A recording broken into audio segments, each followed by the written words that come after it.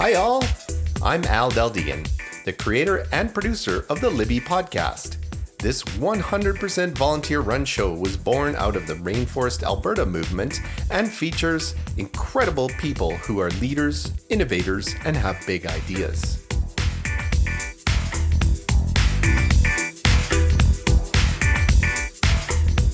This episode is hosted by Rea Hailley. Rea has a fascinating interview with business growth coach Ron Szekely. Take it away, Rea. Hi, everyone. Welcome to the LIBI podcast, and thank you for joining us. My name is Rea Hailley, and I'm the co-founder of New Idea Machine. Today, my guest is Ron Szekely. Super excited to have Ron on the show. Ron's a business coach and entrepreneur with a passion for helping founder-led businesses scale. Thank you for joining us, Ron. Excited to have you. It's great to be here. Thank you, Rea, for having me. Brilliant. Let's dive right in. So, Ron, tell us a little bit about your background and what led you to be the business coach that you are today.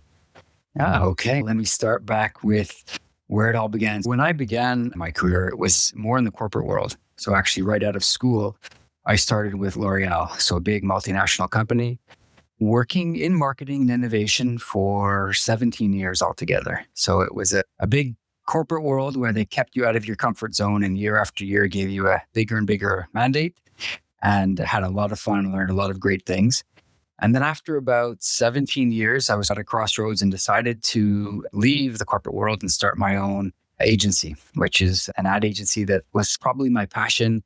When I was in school, I studied marketing and design with the ambition of starting an ad agency. And so when I got out of school and ended up on this corporate path, after about 17 years, I was asking myself, do I regret never starting? So I decided at that point to leave the corporate world and begin a business, and had a lot of fun. Brought in a bunch of people, had some great brands and companies that I worked with, and learned firsthand the joys and challenges of running a business. So I did that for a few years. I ended up selling it and going back into the corporate world when another interesting mandate came about in the pharma space. And so I worked at Sanofi for a few years, again in marketing and innovation. Then I ended up at another CPG, Coty, back in the beauty business. Then I was over at Keurig, Dr. Pepper in the food and beverage space. So a lot of kind of big multinational corporate experience. Loved I guess the good parts of when you're part of a big organization is you learn a lot. There's great best practices that they teach you, and you're often presented with opportunities that sometimes the smaller companies don't get, whether it's a retail opportunity or a media opportunity, or whether you have access to big kind of R&D budgets. So love that part. But then after a while, there was a kind of aha moment where I discovered my newfound passion for smaller founder-led businesses. And it actually happened at a food show that I was at in California, where I was working in big CPG at the time. And we had our traditional kind of booth where you hire the people to be working at the booth, and they look great and your booth looks great. But the people at the booth that are working there, they're hired. So they look over the person that's coming to the counter. And I was watching them interact and going, that's interesting. They don't really seem to care about the person that's in front of them. And I hadn't noticed it until I was actually comparing them to some of the entrepreneurs that were at the booths beside that one. So smaller founder-led businesses, mom and pop shops. Right beside that booth, there was somebody that was launching a kombucha brand. And they were so excited about everybody coming to their booth to just taste their product, or just like their eyes were lighting up with, what do you think? Does it taste good? Is it going to succeed? Is somebody going to list it in their grocery store? And that kind of passion and almost desperation for acceptance, but a real hunger for like feedback, learning, and proximity to the product. And I could see the night and day difference between big CPG, which had lots of money, but didn't really have that skin in the game or the soul. Whereas I was like, wow, there's a lot of smaller businesses that are passionate to succeed, some of them doing great. And you could tell at their booth, like everybody was lined up. They wanted to work there. They wanted to buy from them. They wanted to talk to them. And then there was other booths where there was like nobody. It was a ghost town. And you could see the founders, what are we doing wrong? And just struck by this world where you had equal levels of passion from these entrepreneurs, some where everything seemed to be going great, and others where they had a lot of skin in the game. And if this like trade show didn't work for them, They may not be able to pay the bills. They might have to lay people off. And I was like, okay, this is like, there's an opportunity or a need to share some of that business expertise with both the successful sort of entrepreneurs who want to scale and become the big CPG players of tomorrow, as well as the ones that are struggling a bit, trying to figure out like, where did we go wrong? Why are things not coming together for us? So at that show is where I discovered a passion for smaller founder-led companies. And then I started to work with a few of them. So in the food and beverage space. And most recently, for the last 6 years or so, I've been coaching a whole bunch of different companies of that size, like smaller, either startup or founder-led at least, that are struggling to make things easier or to scale, to reach new heights where all of a sudden what was working for them yesterday doesn't necessarily help them get to the next step. So taking everything that I learned in the first part of my career to share it with smaller founder-led businesses and help them get everything they want out of their businesses and make their dreams come true. So that's how I ended up shifting into that space. And as a business coach, I have the opportunity to work with a bunch at a time because we typically only work together full day once a quarter. So that allows me to work with 20 or 25 different companies at any given time and love learning about their businesses. That's incredible. I imagine you get quite a bit done in that one intensive day. We actually do. So when we start with a new client, we have a specific, and I say we because we're part of a team of coaches. I have some other coaches that use the same methodology as I do. One who's a business partner, the two of us together created our way of working, and a few others that kind of license out that process. But it's a specific process that we follow. And on day one, we put in a whole bunch of processes and things in place so that they can actually get a lot done quickly.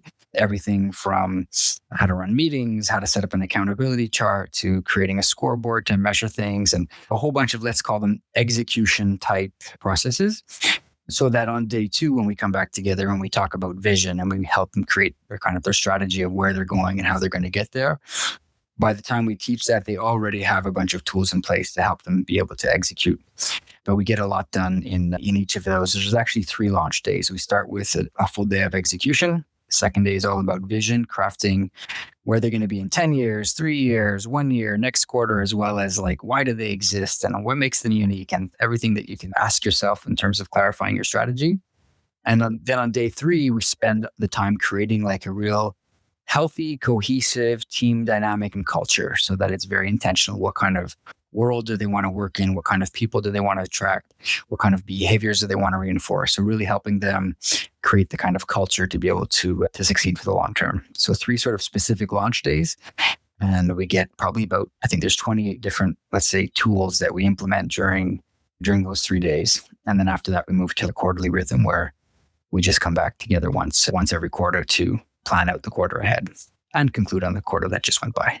Yeah, that's incredible. I think one thing that we can all agree on that entrepreneurs certainly do not lack grit or passion. But when it comes to that experience of scaling a business, I feel like that's where a lot of entrepreneurs may stumble, especially if they're new to the game. And I think having somebody who's gone through that, guide them along the way is definitely incredibly valuable. Yeah, I mean, there's some struggle to get the momentum in the first place, to be able to have the privilege of scaling, let's say. They never really created an easy enough way to work that kind of allows it to keep on growing. So have some things that we do to help make that visible. Then others, their successes actually gets in their way because the things they did that made them successful, they kind of start to believe that's what's going to make them successful forever. In terms of, we have the leader who wants to be hands-on and like making quick decisions all of the time and like very, let's call it like founder mode or very entrepreneurial, which works to a certain extent. But the bigger the team is, at some point you have to let go. You have to make sure that you have a layer beneath you that is empowered. And if the founder doesn't learn to, let's say, step back, provide guidance, let go, create an environment where it's not just a one-person show, that can really get in their way because that's not scalable because the person's time is typically not scalable and you can create a lot of chaos that way. So it's helping them realize that that's what made them successful, and we'll try to keep that entrepreneurial spirit and the drive and all of there's some real benefits of smaller companies versus big in terms of speed, decision-making, innovation. There's a lot of great things. but they do have to layer in a little bit of processes without slowing them down. But there has to be something that allows it to scale and to multiply. So helping them just usher in that next phase at the right pace, not becoming big and overly structured, which is one mistake they make. Like they put in so many processes that nobody has fun anymore. The opposite is where they put in nothing and then they can't figure out why they can't get beyond a certain size. So right sizing the system and the approach for the stage that the organization is at, both in terms of size and number of employees and where they want to go, and helping make that easier for them. Yeah, I imagine it's quite hard for a lot of entrepreneurs to take that step back and just trust that the people that they have in place will do the right thing, especially because this is their baby. This is their baby. Yeah. The other thing that sometimes happens, and that's the beauty of coaching, that I'm in a real privileged spot where not being part of the team, like I come in and I'm there for the day and then I don't see them for a while, I'm not afraid to go places and call out things whereas sometimes people fall into patterns or they don't challenge things after a while because they've already challenged it a few times and they've been pushed back, or they get into these ways of working that until somebody comes in from the outside and calls it out, sometimes they get in these kinds of ruts or these doom loops that need to be broken and allow them to see something from a fresh perspective and help the rest of the team speak up, share their points of view. And even the founder, sometimes they're not comfortable sharing their dissatisfaction with things. So bring the table in a constructive way and finding like a new path forward that everybody's aligned to, and seeing the big picture for the long term. Yeah. And so that's one part. Can you give an example of a doom loop? The doom loops, like I was saying before, when you have a company that's struggling, the doom loop is, we know that you need to invest in innovation, you need to invest in people, you need to do a lot of things for the long term. And when you do them, the growth kind of keeps continuing. A doom loop happens when you really get caught in, let's say, the short term. So you don't need to pay people, so you end up with less than great people. You're making decisions that are going to come back and hurt you later. And you don't have the luxury of getting out of that doom loop because you're just stuck in this short-term putting out fires situation. And so you really need to break it and say, wait a second, we need to rebuild something that's sustainable for the long term that allows us to be focused enough that we're not just like putting out fires and reaping the pains of, let's call it short-term decision-making, that they're stuck for cash. So they have to let people off, or they can't invest in R&D, or they can't pay some of their best suppliers. So their suppliers leave them and they end up in doom loop of either business, like they don't have enough money to do the right things, or brand. They're not investing in their brand. So they have no brand value.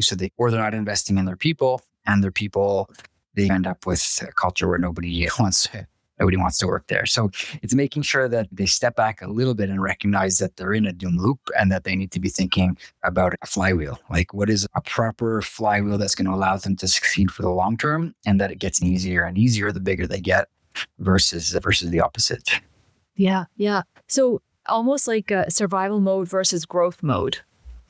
It is, yeah. And I think you're so much right. The doom loop often happens when you're in survival mode because you're so short-term focused that you can't see beyond the crisis in front of you. Sometimes it's just like this self-fulfilling prophecy that you've created and the way you're making decisions. And it's easy to see when you see the opposite of a doom loop, when you see a flywheel that's really working well, and you know that the bigger they get, the better they get. Then you realize that's a virtuous model that only is going to get better over time. And so it's helping them see what the opposite of the doom loop could look like and how to get there. Yeah. So let's dive into flywheel. Can you tell me a little bit more about that? What is a flywheel? So a flywheel, the term, let's say, was probably first coined by Jim Collins in Good to Great. And then he wrote a manifesto afterwards called Turning the Flywheel. In a machine, a flywheel is basically a big momentum keeping wheel, so that, let's say, in an engine, the engine spins and then you spin this big heavy thing so that even if you stop feeding the engine momentarily, you've got this thing that kind of keeps the momentum going. And so the concept works well in business in the sense that and maybe I can put an image in your head. So if you were ever in a park where they had those big merry-go-rounds, those big, heavy steel things that one of you would have to, I don't think they exist in parks anymore. They're probably not safe. No, they don't. They're quite dangerous. When I was young, we would be in those parks. So if you've never seen one, imagine like this 40-foot big piece of steel that you can stand on and it spins. And so to have fun on it, what you have to do is you lean into it. And as you lean into it, it starts moving. And then you start running or walking and then eventually running beside it, and it starts to spin and it starts to spin. And now you can stand beside it and just as it goes by, you push it with your hand and get this thing going faster and faster. And then you can jump on it. And now you're spinning along with it. You're having a ton of fun. Everybody jumps on, jumps off. And you can't slow this thing down now if you even wanted to, because you've given it so much momentum. And so in business, it's the same thing where if you keep pushing in the same direction, over time, you start to gain momentum. And so as long as you and perhaps some people working with you keep moving forward in the same direction, over time, it starts to spin and it picks up speed. And so I can give you a few examples of different types of flywheels. Yes, please do. I think it would illustrate it. So the first example of a flywheel and so maybe just before the examples, the beauty of the flywheel is we're talking about like the different steps of a business, that one thing leads to the next, which leads to the next, which leads to the next. And it's this circular thing where doing business actually allows you to get the next piece of business. And so an example would be Amazon. And that's the one that's quoted by Jim Collins, where they have a website with a lot of products. And if they have a lot of products, they're going to get a lot of traffic. And if the people are going to buy a lot of products. And so because they have a lot of traffic, more suppliers are going to want to go onto their platform. So as long as they satisfy consumers with the right products, they're going to get more consumers. If they get more consumers, they get more suppliers. If they get more suppliers, they get more great products. And then as they build, they're going to get more and more economies of scale because they have more and more consumers buying more and more things. So more and more efficiency. So you can imagine as they grow, it just gets better and easier and easier. But a simpler flywheel, if I give you as an example, when I was young, I used to do magic shows for kids' birthday parties. So Nice. I was Magic Ron. So it was a way of, I was like 14 or 15 years old and I wanted to make some money. So I had the entrepreneurial spirit back then. I was like, I think this is an easy, fun way to do it.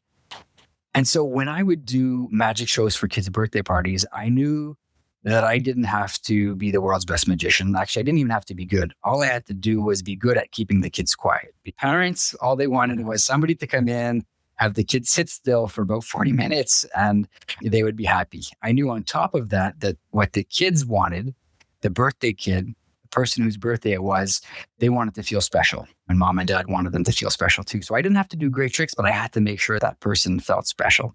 And so when I would do my magic shows, I would make sure that this kid felt special, but more importantly, every other kid in the room wished they were the birthday person because the birthday person was able to hold the magic wand and say the magic word and do all these things that everybody was like, oh, I wish I was the one that got to do the magic.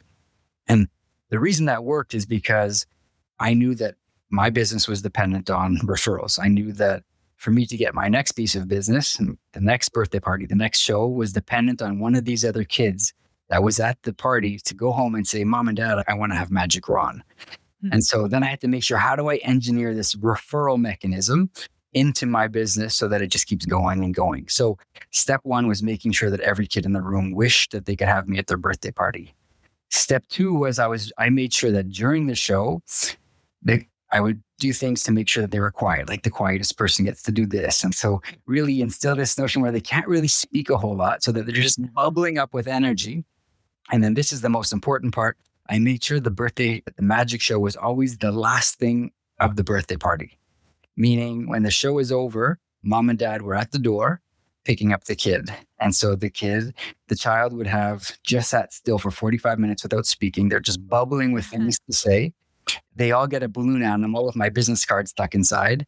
They go straight from the show into mom and dad's car. And if they say, how was the birthday party? The only thing they would talk about is, and Magic Ron did this and Magic Ron did that. And I want Magic Ron at my birthday party because they're now like bubbling up with excitement and my business card is there. So if I did that, it just kept on spinning. I would do a magic show and that would turn into, there was always a few more kids at the show that would be having a birthday party in the next little while. So they would call me up and do the same thing again. Make sure that at every birthday party, there's this like referral mechanism that one show turns into the next to the next. So that's all. I never had to advertise. I didn't have to do anything else. It was just very simply that kind of a flywheel. And recognizing that as long as I do that, it's just going to keep on working and working and working. And because I'm dependent on referrals, the longer I go, the more people there are out there to provide referrals. So it became easier and easier. So that was my days as a magician. And then I'll give you a different flywheel, completely different when I was at L'Oreal. Okay. L'Oreal, it wasn't a referral-driven flywheel. It was a cash-driven flywheel. And it was a very simple rule. It was no matter when you do your budget, you have to be able to take 3% of your total sales and put that aside for innovation, meaning making new products and having new stories to tell. You have to take 30% of your sales, put that aside for advertising and promotion so that you had the ability to tell these new stories. So as long as you save 3% for innovation, 30% to tell the stories linked to that innovation, you would have the story that would turn into the next sale. And that was a kind of non-negotiable, no matter which country you were in or which brand you were on, that sort of mechanism, you had to make sure that you respected it. And as long as you did, and then they didn't call it a flywheel, they called it a virtuous spiral. So the person would come from international, they would make sure that your budget respected the virtuous spiral, meaning they want to be sure that as you sell, you're automatically having the money required for the next year's growth, because you're putting money aside for innovation, you're putting money aside to tell new stories. And as long as you did that, like it just kept going and going. And L'Oreal grew double digit year after year. I was there 17 years. Every one of those 17 years, it grew double digit versus the year before. It just kept going and going. And it was like a recipe for success that you couldn't go wrong as long as you respected that kind of virtuous spiral. We weren't counting on referrals. We were just counting on use your cash properly. Innovation, advertising, sales, innovation, advertising, sales. And so we just stayed focused on that specific flywheel.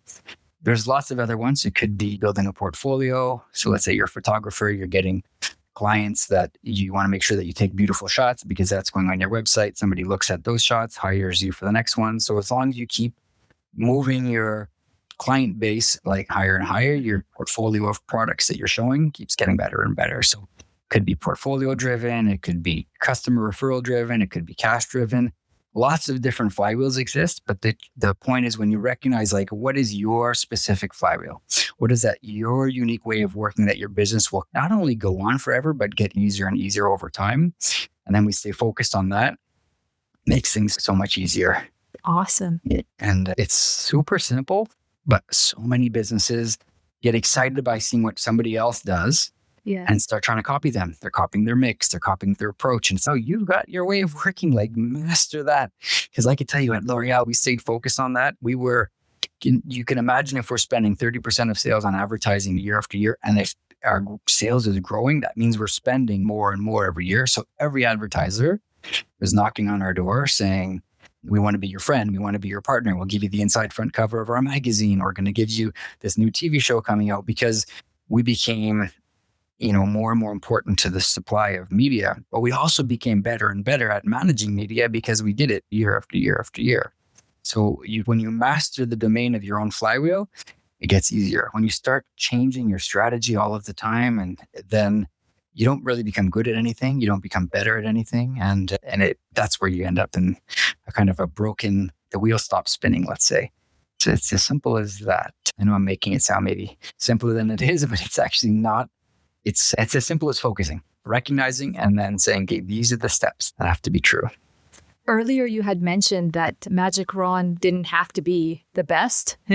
But clearly, you had a brilliant marketing mindset back then. So do you believe that entrepreneurs don't need to be the best, that they can succeed with the proper guidance? So they need to be at the best at whatever they choose to be the best at. And so my choice was, I didn't want to be the world's best magician, but I wanted to be the best solution for a children's birthday party, 5 to 7 years old in the West Island where I lived. And I knew that there was a specific need that group had. Like I knew what the parents wanted and I knew what the kids wanted. Like the kids wanted to look cool in front of their friends and the parents wanted the kids to be quiet. And it's easy to fool a 5 or 7 year old with some simple tricks. They don't have to be crazy, amazing tricks. They just have to be fun and interesting and new. And so in my mind, I was like, I had the best possible offering for that audience. Mm-hmm. I don't know who the biggest magicians of the day are today. I wasn't of that caliber, and I didn't need to be of that caliber. And I didn't want to price at that caliber. I wanted to be able to charge something affordable for a local birthday party. And I wouldn't say I wasn't the best at my offering, but I was clear about my offering. And I would say that's the advice I would give every business is, what do you want to be the best at? You don't have to be the best restaurant in the world, but you might want to be the best vegan pizzeria in this part of town. Like you pick what you want to be unique about and then be the best at that for that person. And so, yeah, you're not just another one. You're like something specific enough that you can be the best at whatever you choose to focus on. And is this part of you helping businesses uncover their unique flywheel? Yeah, absolutely. So that's one of the first things, and probably the thing I'm most excited about, and why I always start when I start with a new client, the first thing we do is the flywheel together, because I want to understand how do they see their business. Because once it's clear how their business, what are the steps that these like 5 or 6 things have to connect together. When that's clear, then we know exactly what we have to do. And if it's not, then we know where we have to repair something. So I always start with helping them understand like their business in the most simple way so that they don't get dragged into the complexities of other people's types of businesses. They've got their own unique thing going. And once we're clear about what makes them unique, and then what do we have to do to make this thing become easier and easier over time, and a mechanism that allows them to become better and better. And so it's got something built into the process that they can become better and better at what they do the more they do it. Just like that Amazon example, the more they operate, the better Amazon becomes because they have more and more suppliers, more and more customers. L'Oreal became better and better at innovation and advertising because they just did it over and over again. Mm-hmm. And the Magic Ron had more and more customers ready to refer him because he stayed focused on delivering what was important to them. Yes. Yeah. And as far as the challenges, like what are the key challenges that you see coming up again and again with founder-led organizations? So the first part is usually around accountability. 2 parts to it. One, which is people are not clear on what they're supposed to be doing. So it's you have overlap and you have gaps. And so being very clear, and I'm not talking about like an organizational chart of just who reports to who, really concretely. What are the 5 or 6 things that each person is? And I say accountability, like what is the rest of the team counting on you to do? So they're counting on you to deliver something, whether it's get work, do work, manage cash, and making sure that's clear what the roles are. But then more importantly, the problem with accountability is often people just don't do what they say they're going to do. But they have a meeting, a lot of stuff is said, but there's no follow-up. And so there's not really a simple process to make sure that we can count on each other for doing what we say we're going to do. And so I would say one of the most common problems when I go into a new organization and I ask about the level of accountability, anything more than a 2 or a 3 on 5, if they're giving a 5-star rating on it. And it's that challenge of people are not sure who's supposed to be doing what. And then they either overpromise or they get sidetracked, but some not delivering consistently on what they should be. And there's some simple fixes for that create a completely different culture of accountability. Really? So does that include having specific conversations with team members, or is it building trust? It's both of those things. And then even more simply, so when we talked about the vision, we talk about where do you want to be in 10 years? Okay, let's bring that down to 3 years. Where do you want to be in 3 years? And now we paint like a pretty detailed picture of exactly what that looks like. So we all have the same view. Then you say, okay, in this very next year, what are the 5 or 6 big things that you want to get done as an organization? So we all have a very clear view of the 1-year plan. And then we go quarter by quarter. So we say, okay, in the next 90 days, thinking in mind of what do we want to get done in a year? What are the big things that we want to get done together? And so the team decides what they're going to contribute. So first they start with what does the organization have to get done? And then we allocate some names, who's going to own that thing.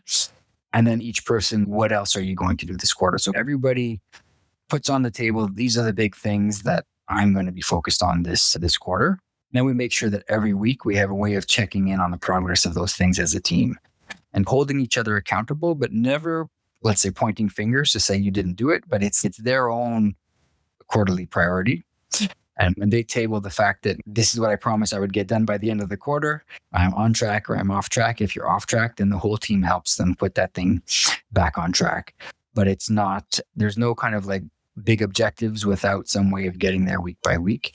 And so the person who owns it is the one that has to speak to it. And it's less about other people pointing fingers and more about the person who owns it, puts it on the table every week and says, it's going well. I said I'm going to have this done in 90 days. Yes, like it's either on track or it's not.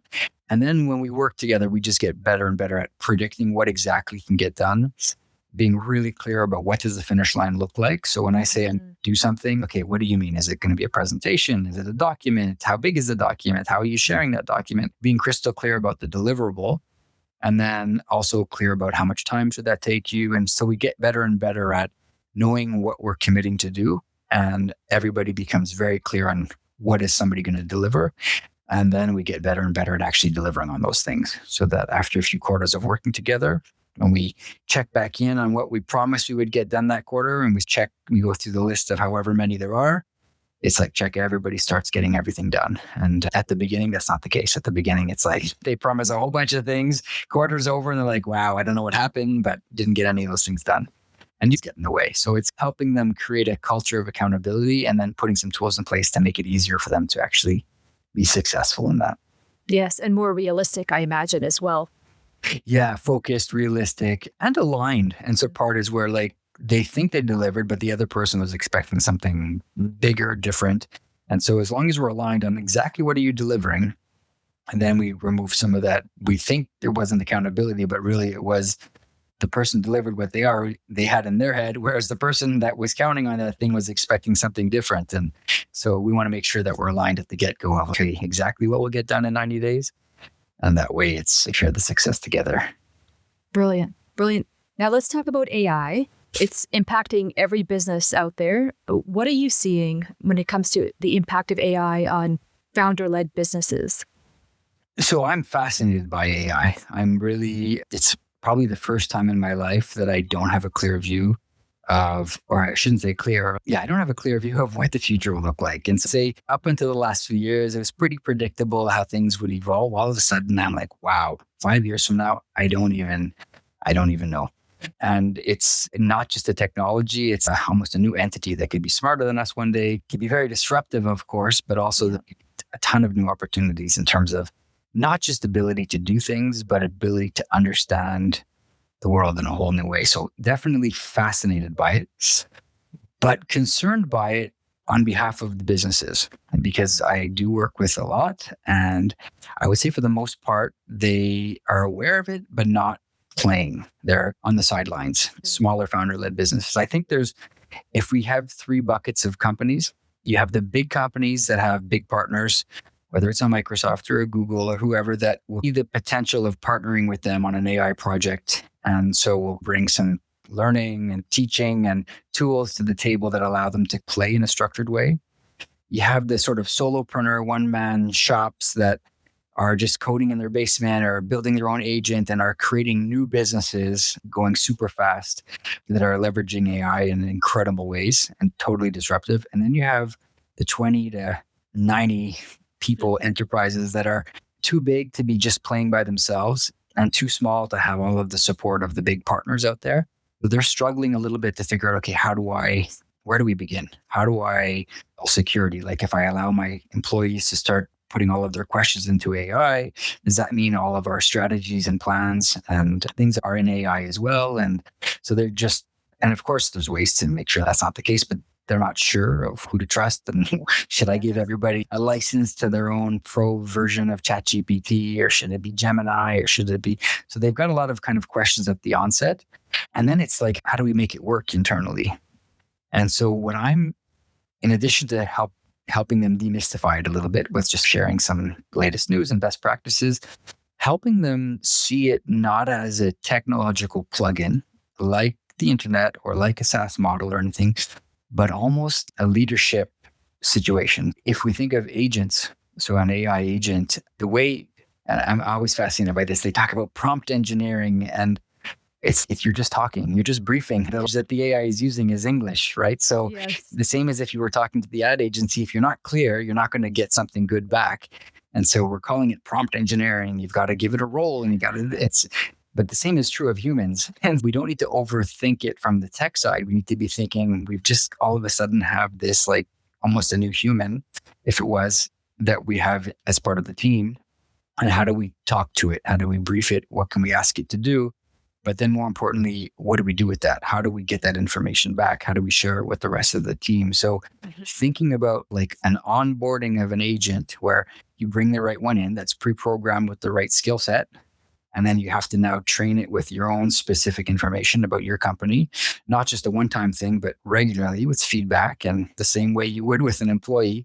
So how can you take that kind of leadership mindset that you have with teams and think, okay, how do I do this now with a silicone human, like with an artificial member of my team?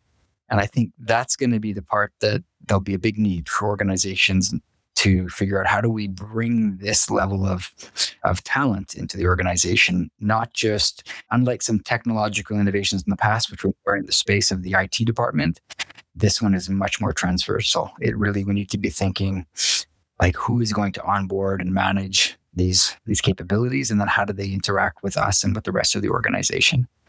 And so if you take, for example, you can have an agent that helps you with recruitment.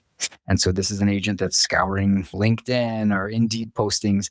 And so you have to say, okay, how do we interact with that? So it should be the same as you would with an assistant who's, Rea, I've got 3 candidates I think you should meet. If you have 5 minutes for me, I'm going to present them to you. If you like, I can reach out to them and have them do a skills assessment test, or they should be working with you the same way you would teach an assistant or an intern or even a great expert. But we need to be thinking about not just like tapping into them, but like connecting them to the organization. And I think that's the part that I'm fascinated to see. How do we change organizational behavior to create a symbiotic, a synergistic hybrid model between humans and artificial intelligence that it's technology agnostic? Because like whether Gemini becomes better at something, or OpenAI or Anthropic, or we shouldn't be so obsessed with that. Like, trust that's going to be there. We need to be obsessed with, how do we bring it into our organization in a managerial way for the long term? And then that's just the operational part. Then the innovation part of dreaming about now what's possible, like what solutions can I bring to my consumer, to my business? It's a whole other level of fun. So thinking about what is now possible that wasn't before, that can become a competitive advantage if you move fast.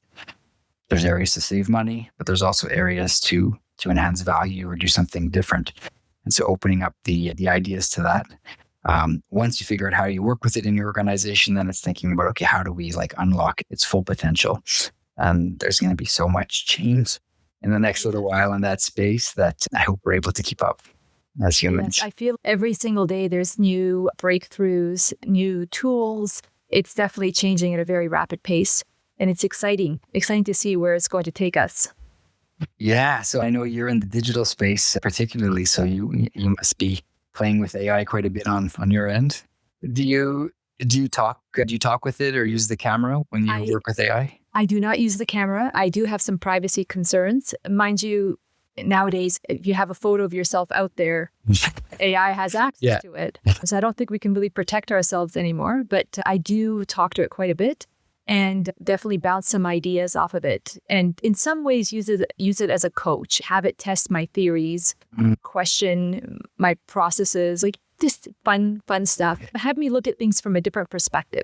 That's great. I think that's the best use of it, because a lot of people use it just like the same way they would search, like they would ask it and then wait for an answer. But when you let it take the lead a little bit, ask you questions. So usually before I want to learn something, I ask it first, like ask me a bunch of questions so that you can assess like what level I'm at and then take it from there. And then the conversation is so rich. If we let them lead a little bit, and I know it's a dangerous thing we're saying, but they're really good at listening as well as answering and asking really great questions. So as a coach, as a thought provoker, and I use the camera as well with it. So sometimes I'm walking through the woods, even I'll just have my camera open and I'll say, tell me what I'm seeing. What am I hearing? What bird is that? What tree is that? Tell me something I don't know about this.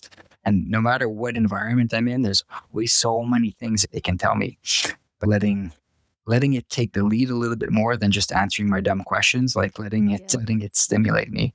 Yes, but it's amazing how few people in the business world have even spoken to it, so they type, but yeah.